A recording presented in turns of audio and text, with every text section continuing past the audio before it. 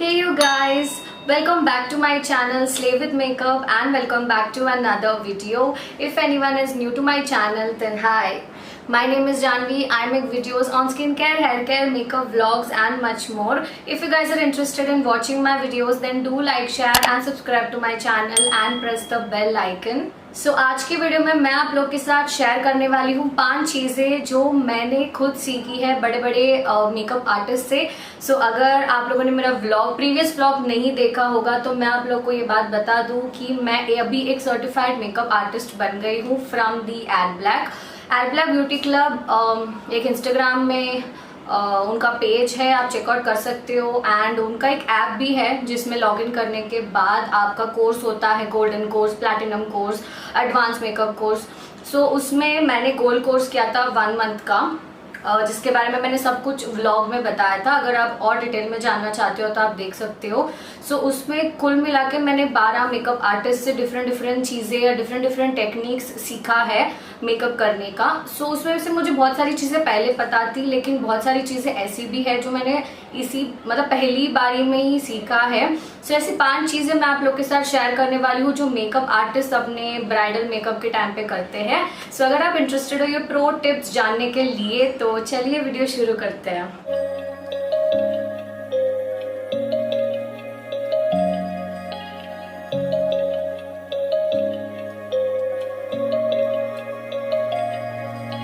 Okay, सो सबसे पहला जो टिप है वो ये है कि अगर आप जैसे कलर करेक्शन करते हो फाउंडेशन से पहले, सो आप उसमें क्या करते हो, पहले कलर करेक्शन या फिर डार्कर शेड का कंसीलर लगाते हो और उसके बाद आप फाउंडेशन डायरेक्टली अप्लाई करते हो, राइट। सो इस बीच में एक स्टेप करना है जो यूजुअली लोगों को पता नहीं होता है। वो ये है कि आपको कोई सा भी एक ब्रश लेना है और हल्का हल्का लूज पाउडर में डैब करके अपने कंसीलर को, या फिर अगर आपने कलर करेक्शन किया है तो उसको सेट करना है फाउंडेशन लगाने से पहले।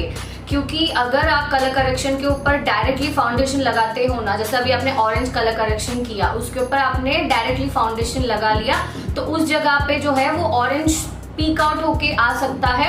इसीलिए बहुत बार कलर करेक्शन करने के बाद भी कुछ लोगों का जो फाउंडेशन या फिर जो कुछ लोगों का बेस है वो केकी लगता है या अनइवन लगता है या ग्रे हो जाता है। वो इसी रीजन से है कि हम लोग उसको लूज पाउडर से सेट नहीं करते। सो आप सोचते होंगे कि पाउडर के बाद फाउंडेशन कैसे लगाना। सो आपको ज्यादा पाउडर नहीं लेना है, एकदम हल्का हल्का सा ऐसे डैब करके रखना है ताकि वो सेट हो जाए। आपको पूरी तरीके से जैसे आप हमेशा पाउडर लगाते हो उतना ज्यादा पाउडर नहीं लगाना है, बहुत हल्का पाउडर लगाना है। इससे जो है आपका फाउंडेशन अच्छे से ब्लेंड भी होगा, वो ऑरेंज का पीक होके वो नहीं दिखेगा और आपका जो बेस है वो लॉन्ग लास्टिंग और इवन होगा। So this is the first pro tip which I learn from the makeup artist.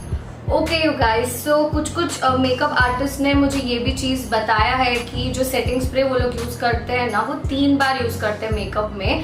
सो सबसे पहले हम जब प्राइमर लगा लेते हैं उसके बाद सेटिंग स्प्रे हमें लगाना चाहिए। यूजुअली तो हम सारा मेकअप खत्म करने के बाद ही सेटिंग स्प्रे लगाते हैं, लेकिन अगर आपको एक लॉन्ग लास्टिंग मेकअप चाहिए, लाइक 8-9 घंटे जितने चलने वाला मेकअप चाहिए, तो आपको 3 बार आपका सेटिंग स्प्रे लगाना पड़ेगा। सबसे पहले आपका फेस प्राइम करने के बाद आपको सेटिंग स्प्रे लगाना है। सेकंड, आप अपना जब पूरा बेस खत्म कर लेते हो, मतलब करेक्शन कर लेते हो, फाउंडेशन कर लेते हो, कंसीलर लगा लेते हो, उसके बाद पाउडर से सेट कर लेते हो, तो आपका बेस बन गया, right. Contour, highlight and all करने से पहले जब आपका बेस बन जाता है उसके बाद आपको एक बार सेटिंग स्प्रे से स्प्रे करना होता है ताकि आपका बेस जो है एंटायरली लॉक हो जाएगा। और जो थर्ड टाइम है, पूरा मेकअप खत्म होने के बाद आपको सेटिंग स्प्रे लगाना है। इससे जो है हर एक स्टेप के बाद अगर आप सेटिंग स्प्रे लगाओगे ना तो वो उस चीज को उसी जगह पे लॉक कर देगा। जैसे प्राइमर के बाद अगर आपने सेटिंग स्प्रे लगाया तो प्राइमर लॉक हो जाएगा, प्राइमर क्रीज नहीं करेगा, उसके लिए जरूरी है।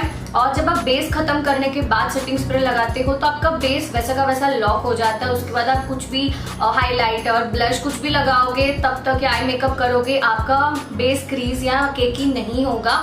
उसके लिए सेकेंड टाइम अप्लाई करना जरूरी है। लास्ट एंड फाइनल टाइम तो आप obviously highlighter, bronzer, blush and all लगाओगे, तो उसको सेट रखने के लिए आपको लास्ट एंड फाइनल टच में एक बार सेटिंग स्प्रे लगाना जरूरी है अगर आप एक लॉन्ग लास्टिंग मेकअप चाहते हो तो। सो this is the second tip. Okay, इस जो थर्ड टिप है वो आप लोग को थोड़ा सा ध्यान से सुनना पड़ेगा। वो ये है कि अगर आपके फेस पे ज़्यादा पिगमेंटेशन है और अगर आपने कलर करेक्शन किया, चाहे कोई सा भी कलर करेक्शन हो, चाहे वो आप डार्क कंसीलर से कर रहे हो या ऑरेंज करेक्टर हो, पीच करेक्टर हो या फिर ग्रीन करेक्टर हो, अगर आपने अपने फेस पे कलर करेक्शन किया है तो नेक्स्ट स्टेप में जब आप फाउंडेशन लगाओगे आपको एक हाई कवरेज वाला फाउंडेशन लगाना पड़ेगा, नॉट अ शेयर और अ मीडियम कवरेज।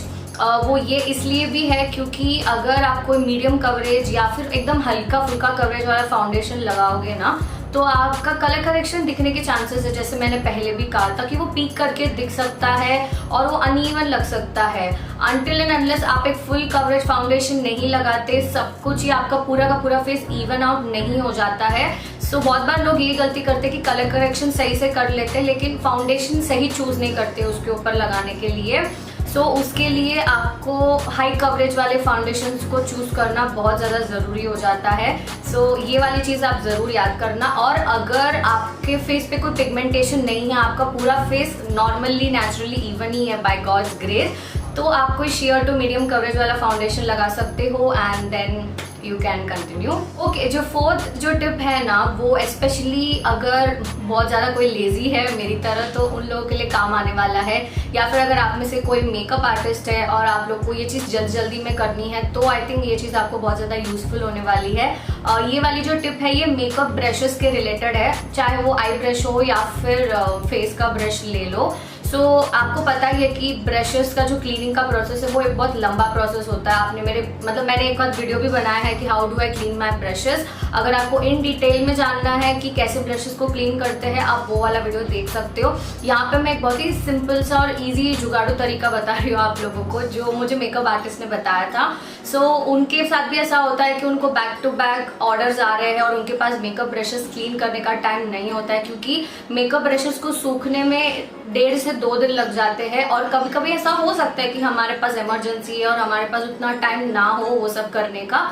सो उस केस में आपको चाहिए होता है एक अल्कोहल, रबिंग अल्कोहल कहते हैं, इसका नाम है आइसोपिरिल। मैं आपको इंसर्ट करके दिखा दूंगी उसकी फोटो कैसे दिखती है। फिलहाल मेरे पास है नहीं क्योंकि मेरे को ऐसी इमरजेंसी नहीं आई है, अगर आएगी तो फ्यूचर में मैं ले लूंगी। इट्स जस्ट मुझे पता है तो मैंने सोचा आप लोगों को मैं बता दूं। सो आइसोपिरिल करके एक रबिंग अल्कोहल आता है। सो आपको अपना ब्रश हाथ में लेना है, उस आइसोपिरिल को ऐसे स्प्रे करना है और टिश्यू पेपर के ऊपर अपने ब्रश को 5 से 6 बार ऐसे रब करना है and instantly with in 5 minutes आपका जो ब्रश है वो क्लीन हो जाएगा और ड्राई भी हो जाएगा। और उसके बाद आप अपने आप पे या फिर अपने क्लाइंट के ऊपर वो ब्रश आराम से यूज कर सकते हो। सो इंस्टेड ऑफ लाइक अगर आपको इमरजेंसी है 2-3 दिन आप नहीं वेट कर सकते हो, आपको आउट ऑफ स्टेशन जा रहे हो, सडनली आपको मेकअप करना है और आपके पास ब्रश धोने का टाइम नहीं है, तो ये इजी और सिंपल जुगाड़ू तरीका है जो मेकअप आर्टिस्ट यूजुअली करते रहते हैं अपने ऑर्डर्स या ब्राइड्स को मेकअप कराने से पहले। सो this is the fourth tip which I got from the makeup artist. तो जो लास्ट एंड फाइनल टिप है ये आई थिंक जिन जिनको कॉन्टोर करने का शौक है उन लोगों के लिए बहुत ज़्यादा यूजफुल होने वाला है।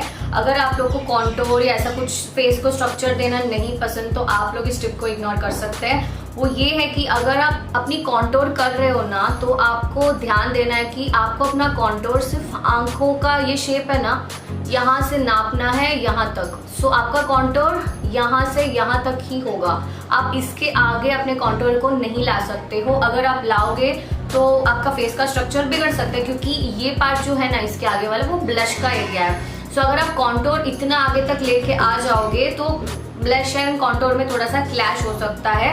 सो आपको हमेशा माइंड में यही रखना है कि आपको कॉन्टोर सिर्फ अपने आपका आई जहाँ पर एंड हो रहा है ना, खत्म हो रहा है ना, उसके नीचे यहाँ से आपको अपना कॉन्टोर शुरू करना है यहाँ तक। सो this is the space for your contour. आपको उससे आगे नहीं करना है, इतने ही स्पेस में आपको ब्लेंड करना है और उसके बाद यहाँ से ब्लश लेके कॉन्टोर के ऊपर लगाना है ताकि दोनों एक साथ सीमलेसली ब्लेंड हो जाए। सो ये चीज़ मुझे पहले नहीं पता थी, मैं ऐसे ही नॉर्मली कॉन्टोर कर लेती थी क्योंकि इतना डीपली डिटेल में मुझे किसी ने एक्सप्लेन नहीं किया था।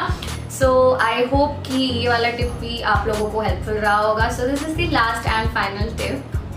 सो यस गाइस, यही थे कुछ चीज़ें जो मैंने मेकअप आर्टिस्ट से सीखी है। वैसे तो मैंने बहुत सारी चीज़ें सीखी है, फिलहाल मेरे को ध्यान में इतनी चीज़ें आई है। अगर मुझे और चीज़ें आगे याद आ जाएंगी तो मैं ज़रूर आप लोग के साथ शेयर करूँगी। एंड आई होप आप लोगों के लिए इनमें से कोई ना कोई टिप तो काम आ ही जानी चाहिए, if I am not wrong. So अगर आपको ये वीडियो अच्छा लगा और हेल्पफुल लगा तो do like, share and subscribe to my channel and press the bell icon. मुझे मेरे इंस्टाग्राम और फेसबुक पर भी फॉलो करना ना भूले। हैंडल स्क्रीन पे दिख जाएंगे और लिंक्स नीचे डिस्क्रिप्शन बॉक्स पे होंगे। I see you soon in my next video. Until then take care, stay home, stay safe and keep loving my videos. Bye bye.